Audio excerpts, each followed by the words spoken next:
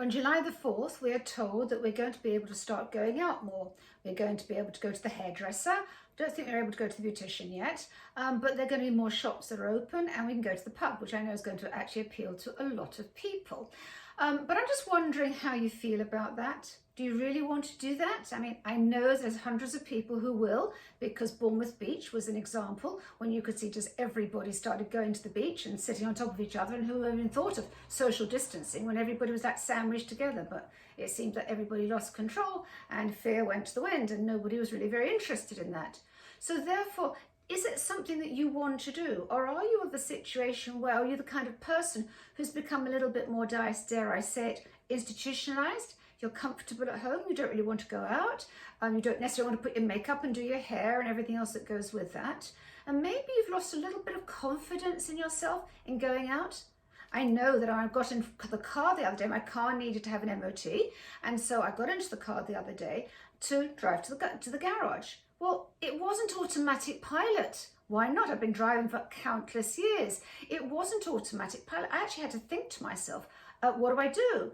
And okay, you may say, okay, you're getting old, but no, it wasn't that. It's actually, I wasn't used to doing it. So it wasn't that I'd forgotten to do it. It's just that it wasn't automatic. So what's happening with people? Well, people are losing confidence. A lot of people have lost confidence. They're feeling quite nervous. They go to the shops and they're waiting in line, and then maybe with younger people, and the younger people maybe don't have masks, and the young people don't have gloves, and you're standing next to somebody wearing gloves and wearing a mask, and it's a bit like, oh, for goodness sake, do you really still need to do that? And the answer is, for older people, yes, you do need to do that. You have to be careful. So where are we? The government says you can go out. Well, a couple of months ago, they were actually looking after they were doing our own risk assessment for us. Now, all of a sudden, we're having to do our own risk assessment. So, just because the government says, yes, you can, it doesn't necessarily mean you should. So what can you do about it? Well, I think in a way you just have to go very slowly. Try and have empathy for when you're going out with other people, to be respectful of other people. If you're walking, still to have the social distancing. If you're going to be going out, maybe shopping quieter times at a shop where you think the people might be more considerate than others.